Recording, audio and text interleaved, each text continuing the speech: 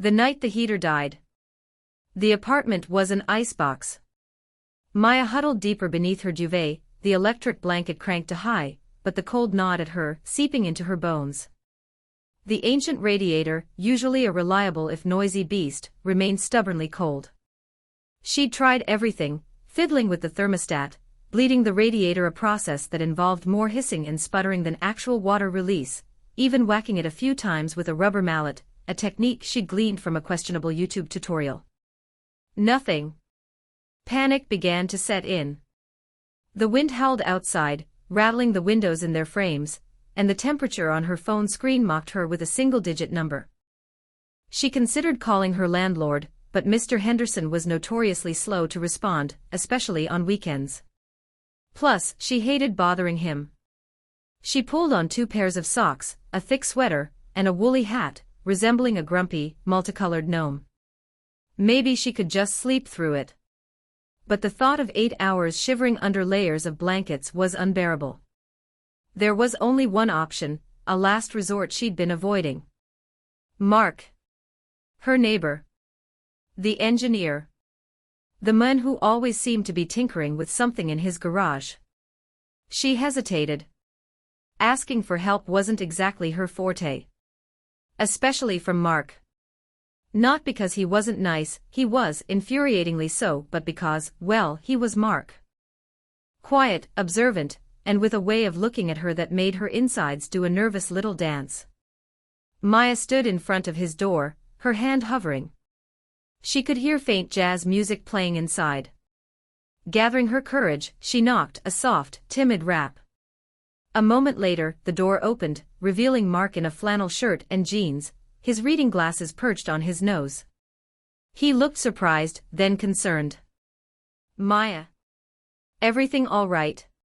She shivered, despite her layers. Not really. My heater, it's dead. I've tried everything, but I can't get it to work. And it's freezing in my apartment. She hated how small and pathetic she sounded. Mark's brow furrowed. The radiator. Let me take a look. He stepped aside, gesturing for her to enter. Come in, warm up a bit. His apartment was cozy, filled with the scent of old books and pipe tobacco. A warm yellow light spilled from a floor lamp, illuminating shelves overflowing with novels and technical manuals. It was a stark contrast to her icy apartment. He followed her back to her door. As he stepped inside, he immediately noticed the temperature. Goodness, you weren't kidding. He knelt down, running his hand along the cold metal of the radiator. He fiddled with the valve, then examined the thermostat. Did you check the pilot light? He asked, his voice calm and methodical. Maya blushed. Pilot light? I didn't even know there was one. Mark smiled gently. It's usually hidden behind a small panel. Let's see. He located the panel, unscrewed it, and peered inside. Ah, there it is. And it's out. He explained the process of relighting the pilot light, his instructions clear and concise. Maya watched, feeling a mixture of relief and embarrassment. Why hadn't she thought of this? After a few attempts, the tiny flame flickered to life. Mark reassembled the panel, then waited, his gaze fixed on the radiator. Slowly, almost imperceptibly, the metal began to warm. There you go, he said, a hint of satisfaction in his voice. Should be back to normal in no time. He stood up, brushing his hands on his jeans. Anything else I can do? Maya felt a warmth spreading through her, not just from the radiator. No, I think that's it. Thank you, Mark. Really? I was starting to think I'd have to spend the night in a sleeping bag. He smiled, and the crinkles around his eyes deepened. Anytime, Maya. Just glad I could help. A simple fix, a lasting impression. Well now, Mark remarked, stooping to examine the groaning heater. Sounds like a gas valve blockage, plain and simple. Nothing to fret about. From a well-worn satchel, his tools winked under the kitchen's bland light. Maya, perched precariously on a stool, fidgeted, her knees knocking the cabinets. Clogged, what exactly? A low chuckle rumbled in his chest. Imagine the gas trying to squeeze past a stubborn gatekeeper. We just need to reason with him a bit. He selected a wrench, its polished head mirroring the overhead light. Gas and juice off first, naturally. Rules are rules. He worked with quiet assurance, his motions economical and sure. Maya followed his movements, fascinated by the glints of silver in his hair. His hands, surprisingly deft for someone accustomed to heavy machinery, danced with practiced grace. He explained each procedure, translating jargon into easy terms, punctuating his instruction with the occasional wry observation. See this doohickey, he asked, indicating a small part. The thermocouple. It's meant to monitor the flame and keep the gas flowing. When it's grimy, it gets sluggish. He meticulously cleaned it with a slender wire brush. The quiet in the room was punctuated only by the chime of metal on metal, and the cadence of Mark's voice.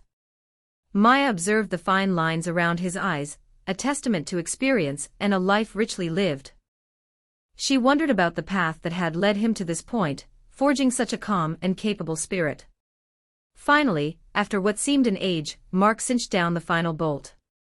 Right, let's see if we've changed our gatekeeper's mind. He flicked the power back on, then gingerly eased the gas valve open. A charged silence filled the space. Then, with a shudder that resolved into a full-throated purr, the heater roared to life. Warmth billowed from the vents, vanquishing the apartment's biting chill. Maya breathed out in relief, a genuine smile illuminating her face. You did it. You actually did it. Mark flashed a grin, a hint of playful youth that caused a flutter in her chest. Told you it was nothing drastic. He wiped his hands with a shop rag. Just required a little finesse. The warmth permeated the room, not merely physical, but a deeper sensation that settled in her core. A wave of gratitude surged through her, catching her off guard with its intensity. It was more than just the warmth restored. It was the generosity, the steadfast patience, the unpretentious skill he had demonstrated. It was the subtle way he had acknowledged her. Thank you, Mark, she managed, her voice softer than intended. I truly appreciate it. His gaze met hers, laughter lines deepening around his eyes. My pleasure, Maya. Happy to lend a hand. As he gathered his equipment, Maya couldn't dismiss the feeling that this simple act had forged a connection, a flicker of something unexpected. She watched him depart, the comforting warmth of the heater now interwoven with a peculiar, unfamiliar heat that had nothing to do with defective parts and everything to do with the man who had just exited her apartment. Cookies and conversation. The kitchen hummed with the low thrum of the refrigerator, a counterpoint to the rhythmic clatter of Maya's mixing bowl. Flour dusted her eyelashes as she beat butter and sugar into a pale, creamy cloud. She was making chocolate chip cookies, a classic comfort food, and she was making them for Mark. A thank you for saving her from a week of shivering, sure, but also something more. She pictured his kind face, the crinkles around his eyes when he smiled, the way he'd patiently explained the intricacies of the ancient furnace. A warmth spread through her that had nothing to do with the preheating oven. The aroma of vanilla filled the air as she spooned dollops of dough onto a baking sheet. Each cookie felt like a small offering, a tangible expression of her gratitude. And maybe a little hope. Later, balancing a plate piled high with warm cookies, she knocked on Mark's door. He answered almost immediately, his brow furrowed in concentration, glasses perched on his nose. He was surrounded by blueprints, a pencil tucked behind his ear. Maya. These smell incredible, he said, his face lighting up. He cleared a space on his cluttered coffee table. Come in, come in. I was just wrestling with the structural integrity of, well, never mind. Cookies are far more important. He took one and Maya watched, a little too intently, as he took a bite. These are amazing, he declared, a dusting of chocolate on his upper lip. He gestured for her to sit. Seriously, these are better than anything you can get at the bakery. They talked easily, the conversation meandering from her classes to his engineering projects, then to the local news. You know, Mark said, reaching for another cookie, I saw that Revival House is showing Casablanca next week. Have you ever seen it? Maya's eyes widened. Are you kidding? It's my favorite movie. I've seen it probably a dozen times. No way, Mark chuckled, surprised. Mine too. I even have a Humphrey Bogart poster tucked away somewhere. I'm a sucker for the classics. They spent the next hour dissecting Casablanca, quoting lines, and debating the merits of Ingrid Bergman's character. Maya found herself laughing easily, her initial nervousness melting away. Mark was funny, intelligent, and surprisingly passionate about old movies. He wasn't just being nice, he genuinely seemed to enjoy her company. As she reached for the last cookie, their fingers brushed. It was a fleeting, accidental touch, but it sent a jolt through Maya's system.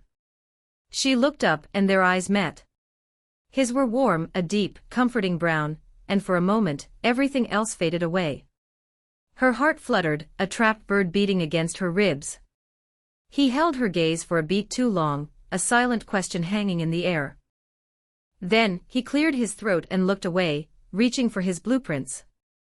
Well, he said, a little too brightly, I should probably get back to this before my bridge collapses. Maya stood up, suddenly feeling flustered. Right. Yeah. Me too. Homework, she mumbled, gathering her things. Thanks for the movie talk. Anytime, Maya, he said, his eyes meeting hers again, a hint of a smile playing on his lips. Anytime at all. Outside, the evening air felt cool against her flushed cheeks. She walked back to her apartment, the taste of chocolate, and the lingering warmth of Mark's gaze swirling in her mind. Maybe, just maybe, this was something more than just cookies and conversation. Unexpected feelings. The lecture droned on, but Maya's focus was miles away, replaying the curve of Mark's smile as he explained the intricacies of plumbing. She imagined his hands, calloused but gentle, turning a wrench, then brushing a stray strand of hair from her face. A blush crept up her neck. Professor Davies' voice faded into a background hum as the fantasy unfolded, a picnic blanket spread beneath the oak tree in her backyard, Mark laughing as she attempted to fly a kite, the late afternoon sun catching the silver in his hair. Maya Rodriguez. Professor Davies' voice sliced through her reverie. Can you tell us the significance of the Sturm-Liouville equation? Heat flooded her face. She stammered, it's important. A ripple of laughter spread through the lecture hall. Mortified, Maya mumbled something about needing to visit the library and fled, the professor's disappointed sigh echoing in her ears. Later, huddled in a corner booth at the grind, she poured out her woes to Chloe. It's ridiculous, I know. He's old enough to be my grandfather. Chloe stirred her latte, her brow furrowed. Mark? The guy who helped you with your heater. He seemed nice, but Maya, honey, 59 is a big age gap. I know. Maya threw her hands up in exasperation. That's what makes it so frustrating. It's not like I'm planning a wedding or anything. It's just, he's interesting. He listens. He doesn't treat me like some airhead college kid. And, well, he's kind of attractive. Chloe raised an eyebrow. Attractive? Maya, you have got to be kidding me. He's practically a senior citizen. It's not about his age. Maya insisted, though even she wasn't sure she believed it. I don't know. He's got this quiet confidence, this way of looking at the world. He makes me feel seen. She picked at a loose thread on her jeans. I feel stupid even saying it. Chloe reached across the table and squeezed Maya's hand. Hey, feelings are feelings. You can't help who you're attracted to. But you need to be realistic. He's got decades of life experience on you. He's probably at a completely different stage of his life. Are you sure you're not just projecting some kind of mentor figure onto him? Maya chewed on her lip. Chloe's words stung, but she knew her friend was just looking out for her. Maybe, she admitted. But it doesn't feel like that. It feels more complicated. The bell above the door chimed, announcing a new arrival. Maya glanced up, half expecting, half dreading to see Mark standing there. It was just another student, but the wave of disappointment that washed over her was undeniable. Chloe noticed. "Look," Chloe said gently, "just be careful. Don't let yourself get hurt. And maybe, try focusing on guys your own age for a while." Maya nodded, knowing Chloe was right. But the image of Mark's kind eyes and warm smile lingered, refusing to fade. The unexpected feelings were there to stay, at least for now, a confusing tangle of attraction, curiosity, and something else she couldn't quite name. The misunderstanding. The aroma of simmering vegetable broth filled Maya's apartment, a fragrant shield against the early evening chill. She hummed along to a Spanish pop song, chopping carrots with a practiced rhythm. Empty. The refrigerator mocked her with its barren shelves. She needed groceries, desperately. As if summoned by her culinary woes, a gentle knock echoed through the small space. Mark stood in the doorway, his brow furrowed with concern. "Everything all right, Maya? I thought I heard you sighing just now." "Just realized I'm out of everything," she confessed, gesturing towards the pitifully empty fridge. "And the thought of lugging bags back from the store, ugh." Mark's face brightened. "I'm heading that way myself. Let me give you a ride." "It's no trouble at all." Maya's heart did a little flutter kick. A ride with Mark? Alone? She tried to tamp down the burgeoning excitement. "Oh, Mark, that would be amazing." "Thank you." The drive was filled with comfortable silences punctuated by snippets of conversation. Mark, surprisingly, knew all the lyrics to the song that had been playing in her apartment. He even harmonized a little, his voice a low, rumbling baritone that sent shivers down her spine. At the grocery store they navigated the aisles together, Mark pushing the cart while Maya plucked items from the shelves. He offered her advice on selecting the ripest avocados, a task he approached with the seriousness of a surgeon. It was domestic. And Maya was enjoying it way too much. Back in the car, laden with groceries, Maya felt a warmth spreading through her, a feeling she couldn't quite name. As Mark pulled up in front of her building, he turned to her, a gentle smile playing on his lips. "Here we are. Glad I could help." He reached out, placing his hand lightly on her arm. "Be careful bringing those in." It was a simple gesture, a friendly offering of assistance. But in Maya's heightened state, it felt like more. The warmth of his hand seared through the fabric of her sweater, igniting a spark she hadn't expected. She met his gaze, searching for what? An answering flicker of the same intense emotion that was now threatening to consume her. His eyes, usually crinkled in amusement, were simply kind. Panic seized her. She had misread everything. Utterly and completely. This wasn't a prelude to something more, it was just Mark being Mark. The kind, helpful neighbor. The realization was a cold slap in the face. Mortified, she stammered, "Thanks, Mark. I should get these inside." Without waiting for a response, she practically leaped out of the car, fumbling with the grocery bags. "Maya, are you all right?" she heard him call out, but she couldn't face him. "Fine. Just fine," she tossed over her shoulder, before scurrying into the building, the weight of the groceries suddenly feeling unbearable. She rushed into her apartment, slamming the door shut, the sound echoing in the sudden, suffocating silence.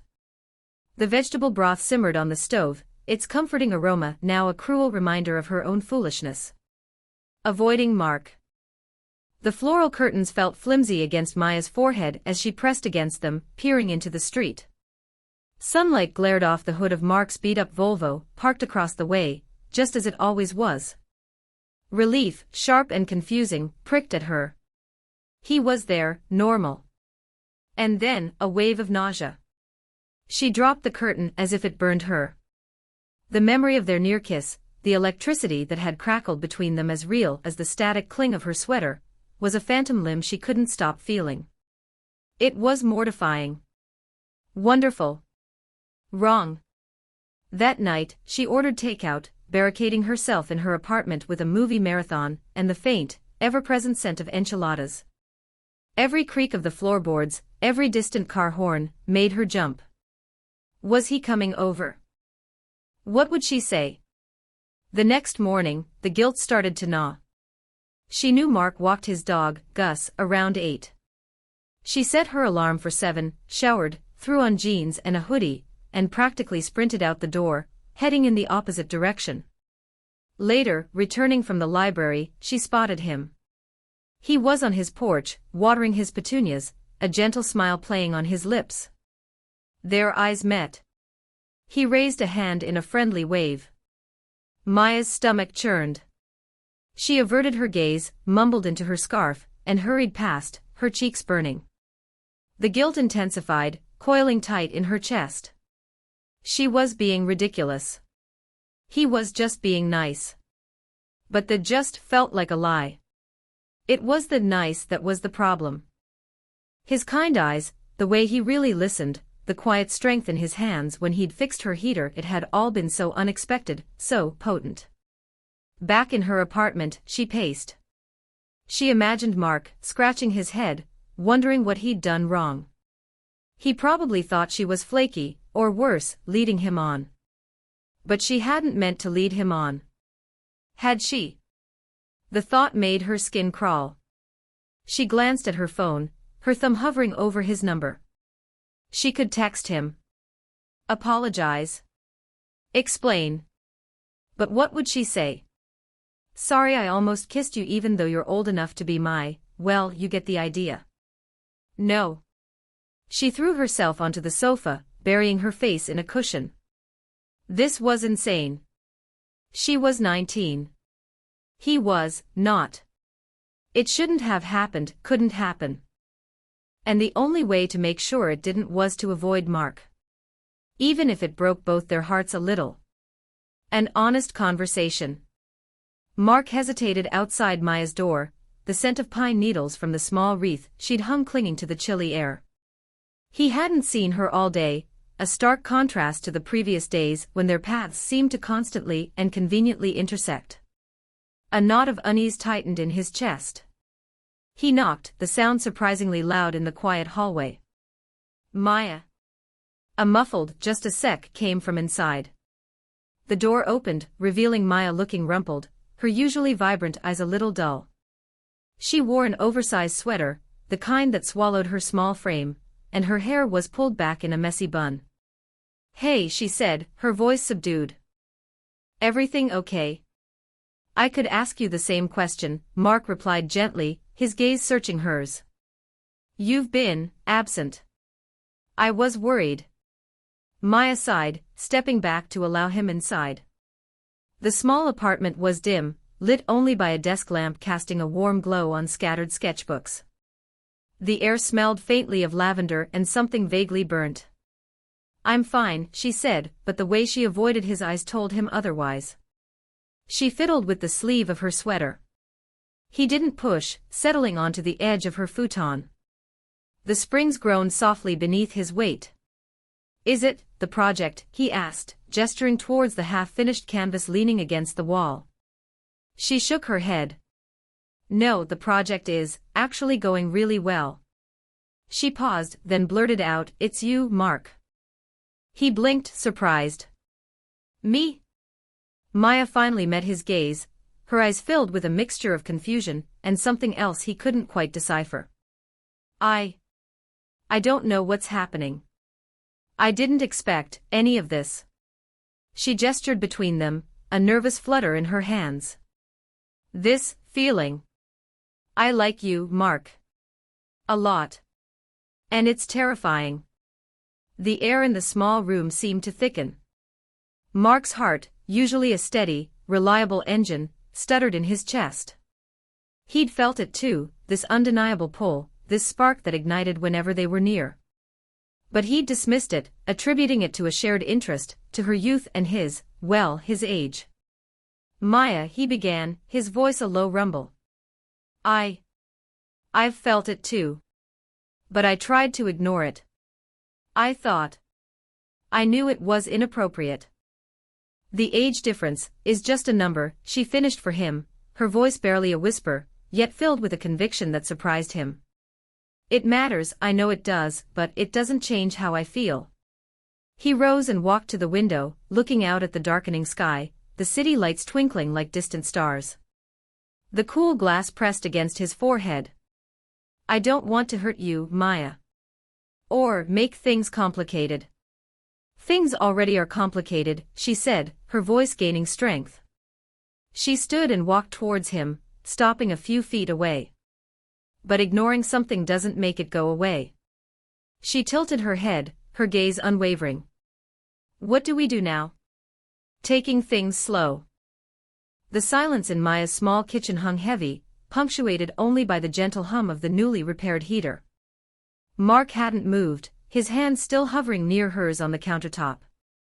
So Maya began, the word catching in her throat. Where do we go from here? Mark's gaze softened. That's entirely up to you, Maya. I'm mindful of the, shall we say, unusual circumstances. He paused, a wry smile playing on his lips. Maybe we take things slow. Get to know each other properly. Build a genuine friendship first. Relief flooded through her. It was exactly what she needed to hear. I'd really like that, Mark. Friendship sounds perfect. That evening, Mark brought over a stack of old movies, black and white classics Maya had only ever heard about. He dimmed the lights in her living room, the scent of old popcorn filling the air. They sat close on the couch, not touching at first but gradually, inevitably, their shoulders bumped. Maya found herself laughing freely at the witty banter in the films, her anxiety melting away in the comfortable atmosphere. It wasn't a date, not really, but it felt right. Easy. Later, as Mark was leaving, he paused at the door. This was nice, Maya. Really nice. Me too, Mark. Thank you. She stood on her tiptoes and kissed him lightly on the cheek. He smelled faintly of Old Spice and something else, something indefinably Mark. The next day, Chloe found Maya at the coffee shop, a whirlwind of concern and barely contained disapproval. Okay, spill, Chloe demanded, sliding into the booth. How are you feeling? Are you sure about this Mark situation? I still think it's questionable. Maya sighed. We're taking it slow, Chloe. Really slow. We watched old movies last night. Chloe's eyebrows shot up. Old movies? That's your idea of slow. It was nice, okay. Relaxed. We talked. We laughed. We connected. Chloe's expression softened, though a hint of skepticism remained. Look, I'm still not convinced this is a good idea. But I trust you, Maya. And if you're happy, then I'll try to be supportive. Just promise me you'll be careful. Okay. Maya reached across the table and squeezed Chloe's hand. I promise. We both will be. The both was directed towards Mark. He and Maya would have to navigate this together and face all the judgment that would come their way. It wasn't fair, but it was their reality. And maybe, just maybe, if they took things slow enough, they could make it work. Our unconventional love story. The weight of their gazes pressed on Maya's skin, as she and Mark unloaded groceries from his truck. Mrs. Henderson, notorious for her perfectly manicured lawn and even more perfectly curated opinions, caused her pruning to offer a tight-lipped smile that didn't reach her eyes. Mr. Abernathy, perpetually washing his already spotless sedan, straightened up, his stare lingering a moment too long. Maya felt a blush creep up her neck. It wasn't just their age difference, it was the sheer audacity of them, flouting convention like some rebellious teens. Later that evening, Chloe arrived, a bottle of wine clutched in her hand. Spill, she commanded, settling onto Maya's sofa. I saw you two playing house earlier. And the whispers at the farmer's market this morning could curdle milk. Maya hesitated, twisting a strand of her hair. It's good, Chloe. Really good. He's kind and funny and he listens. Chloe's expression softened, but her voice remained firm. Honey, I want you to be happy. Are you thinking about the future? The judgment? Because it's not going to magically disappear. Maya sighed. I know. But I'm tired of living my life according to everyone else's expectations. I like him. I really, really like him. And he likes me. We make each other happy. Isn't that enough? Chloe took Maya's hand, her usual bluntness replaced with genuine warmth. Then screw what everyone else thinks. As long as you're both happy and safe, that's all that matters. Just promise me you'll always be honest with yourself, okay? Maya squeezed Chloe's hand. I promise. The knot in her stomach loosened, replaced by a surge of gratitude for her unwavering friend. The next morning, Maya found Mark tinkering in his garage, the scent of oil and metal hanging in the air.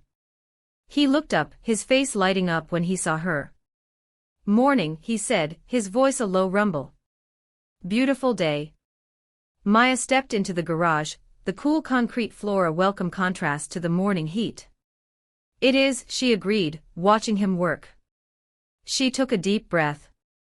Mark, about the other day, the stares, the whispers. He stopped what he was doing, turning to face her fully. Maya, you don't have to explain. I understand. But I want to, she insisted. I don't want to hide. I don't want to pretend this isn't happening. This, us, is too important. Mark stepped closer, his eyes searching hers. What are you saying? I'm saying, Maya declared, her voice stronger than she thought possible, that I don't care what anyone else thinks. You make me happy. And that's all that matters. A slow smile spread across Mark's face. He reached for her hand, his callous fingers intertwining with hers. Then let's not, he said, his voice filled with a quiet determination. Let's just be happy. And as they walked out of the garage, hand in hand, into the bright sunshine, Maya knew, with a certainty that warmed her from the inside out, that they would. They would face the whispers, the stares, the judgment, together. Their love story might be unconventional, but it was theirs. And that was all that mattered.